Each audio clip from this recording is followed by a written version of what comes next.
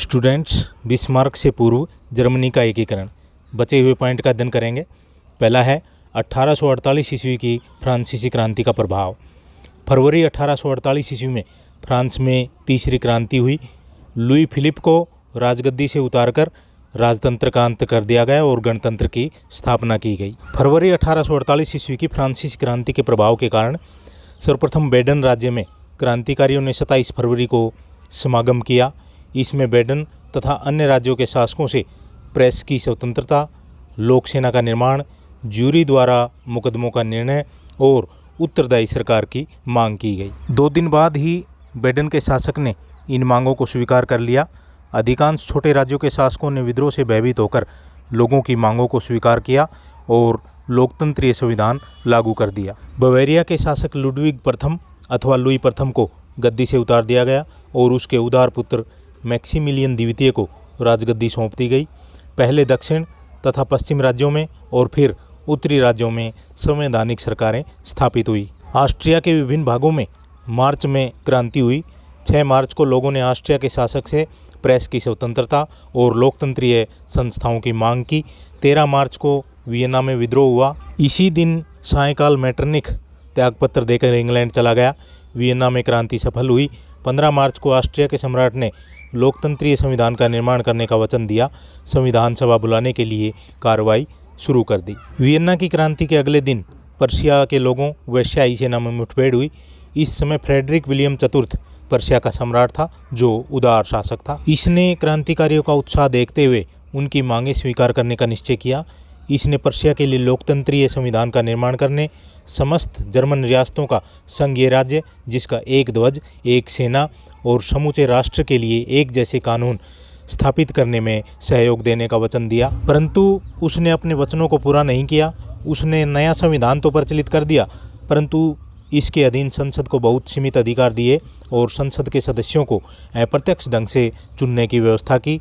Next point है Frankfurt की संसद की जर्मनी एकीकरण की योजना।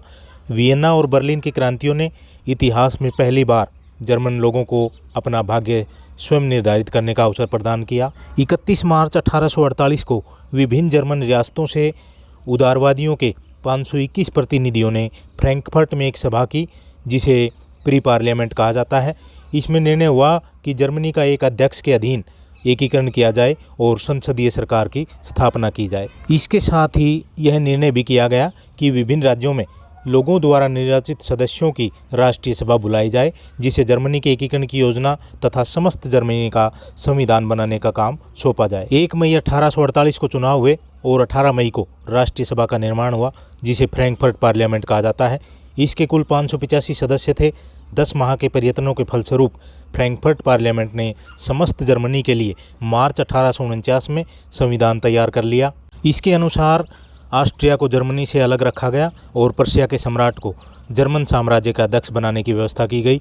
3 अप्रैल 1849 ईस्वी को फ्रैंकफर्ट पार्लियामेंट के प्रतिनिधि मंडल ने सिम्पसन के नेतृत्व में फ्रेडरिक विलियम चतुर्थ से भेंट की और उसे जर्मन साम्राज्य का सम्राट बनने के लिए निमंत्रण दिया, परंतु उसने जनसाधारण से यह पद प्राप्त करना अपना अपमान समझा और उसने कहा कि मैं ताज को गंदी नाली से उठाने को तैयार नहीं हूँ। फ्रेडरिक विलियम चतुर्थ ने जर्मनी का सम्राट बनने से इनकार कर दिया, जिसके फलस्वरूप फ्रैंकफर्ट पार्लियामेंट का अंत हो गया और उदारवादियों की जर्मन एकीकरण की योजना असफल हो गई। फ्रेडरिक विलियम चतुर्थ द्वारा एकीकरण की योजना अस्वीकार किए जाने के 2 कारण थे।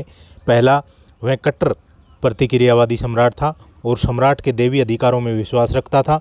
उसके विचार में ताज की यह पेशकश स्वीकार करना शर्मनाक थी। दूसरा, वह जानता था कि पर्शिया के नेतृत्व में एकीकरण हो जाने से वह ऑस्ट्रिया तथा शायद रूस से भी युद्ध में उलझ जाएगा। इसके अतिरिक्त दक्षिण जर्मन के राज्य भी इस योजना के कट्टर विरोधी थे। नेक्स्ट है फ्रेडरिक विलियम चतुर्थ की जर्मन एकीकरण की योजना। अब पर्शिया के सम्राट फ्रेडरिक विलियम चतुर्थ ने जर्मन रियासतों के शासकों की इच्छा से पर्शिया के नेतृत्व में जर्मन की एकीकरण की योजना बनाई। पर्शिया के सम्राट के आदेश के अनुसार पर्शिया के मंत्री रेटोविट्ज ने मई 1849 ईस्वी में पर्शिया, सैक्सनी, हनोवर 3 राज्यों की लीग का निर्माण किया। अन्य राज्यों को भी इसमें शामिल होने के लिए कहा गया।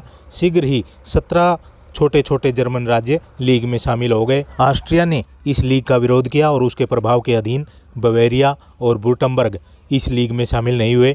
अक्टूबर 1849 ईस्वी में हैनोवर तथा सैक्सनी भी इसे व्यवहारिक रूप से छोड़ गए। मार्च 1850 ईस्वी में एरफर्ट में विभिन्न जर्मन राज्यों के प्रतिनिधियों का समागम हुआ। ऑस्ट्रिया के चांसलर सावार्जनबर्ग ने पर्शिया की योजना का कड़ा विरोध किया। दोनों में झगड़ा बढ़ गया। पर्शिया को ऑस्ट्रिया के आगे झुकना पड़ा। 1850 ईस्वी में ओल्मट्ज के अपमानजनक संधि पत्र पर हस्ताक्षर करने पड़े। इस संधि के अनुसार पर्शिया ने अपनी योजना त्याग दी। ऑस्ट्रिया के नेतृत्व में प्राचीन जर्मन संघ को पुनः स्वीकार कर लिया। यह जेना के युद्ध के बाद पर्शिया के इतिहास में एक अत्यंत अपमानजनक घटना मानी जाती है। अब है बिस्मार्क से पूर्व जर्मनी के एकीकरण आंदोलन की असफलता के कारण। 1815 से 1849 ईस्वी के दौरान कई जर्मन राज्यों में संवैधानिक सुधार हुए, फिर भी जर्मन एकीकरण का आंदोलन असफल रहा। इसकी असफलता के कई कारण थे, जिनमें पहला है जर्मन उदारवादियों में एकता का अभाव था। कुछ गणतंत्र की स्थापना करना चाहते थे, कुछ संवैधानिक राजतंत्र के पक्ष में थे और कुछ पूर्ण समाजवादी शासन स्थापित करना चाहते थे। इन्हें शासन के क्षेत्र में कोई वास्तविक अनुभव भी नहीं था। नंबर 2, ऑस्ट्रिया जो 1815 ईस्वी से जर्मन संघ का अध्यक्ष था, जर्मन एकीकरण संबंधी किसी अन्य योजना का विरोधी था। इसने उदारवादियों के आंदोलन का दमन करने का प्रयास किया। मेटरनिख के पतन के बाद भी ऑस्ट्रिया सरकार ने जर्मन एकीकरण के आंदोलन को बलपूर्वक दबा दिया। 1849 ईस्वी के बाद भी अनेक वर्षों तक अपने नेतृत्व में जर्मन संघ को स्थापित रखा। नेक्स्ट है पर्शिया का शासक फ्रेडरिक विलियम चतुर्थ भी जर्मन एकीकरण आंदोलन की असफलता के लिए कुछ सीमा तक जिम्मेदार था। जब फ्रैंकफर्ट पार्लियामेंट ने उसे जर्मनी के सम्राट का ताज प्रस्तुत किया तो उसे ठुकरा दिया। इसके बाद जब उसने कुछ जर्मन रियासतों के साथ मिलकर जर्मनी एकीकरण की योजना तैयार की तो उसे ऑस्ट्रिया के विरोध का सामना करना पड़ा। इसने ऑस्ट्रिया से भयभीत होकर कायरता का प्रदर्शन किया और अपनी योजना वापस ले ली। चौथा पॉइंट है, बहुत सी जर्मन रियासतों के शासक भी ऑस्ट्रिया के प्रभाव के अधीन थे और उनमें ऑस्ट्रिया की इच्छा के विरुद्ध जर्मन एकीकरण आंदोलन का समर्थन करने का साहस नहीं था। पांचवा कारण है, ऑस्ट्रिया की सरकार और जर्मन रियासतों के शासकों के दमनकारी कार्यों से भयभीत होकर हजारों की संख्या में जर्मन उदारवादी देश छोड़कर अमेरिका चले गए। इससे आंदोलन कमज़ोर पड़ गया। 6 नंबर है, 1848 ईस्वी की जर्मन क्रांति यूरोपीय क्रांति का एक भाग था। यह क्रांति असफल रही। फ्रैंकफर्ट पार्लियामेंट के उदारवादी नेताओं को सफलता प्राप्त नहीं हुई, फिर भी उनके कार्यों को व्यर्थ नहीं कहा जा सकता। यह पार्लियामेंट जर्मन देशभक्तों की पहली बैठक थी जिसमें जर्मन राष्ट्रीय भावनाओं को स्पष्ट शब्दों में प्रकट किया गया तथा राजनीतिक आदर्श की वह परिभाषा बताई जिसका कभी त्याग नहीं किया जा सका। तो स्टूडेंट्स, ये थे बिस्मार्क से पूर्व जर्मनी एकीकरण के प्रयास जो BA 6 सेम के लिए उपयोगी हैं। ज़्यादा से ज़्यादा स्टूडेंट्स को शेयर करें। Thank you.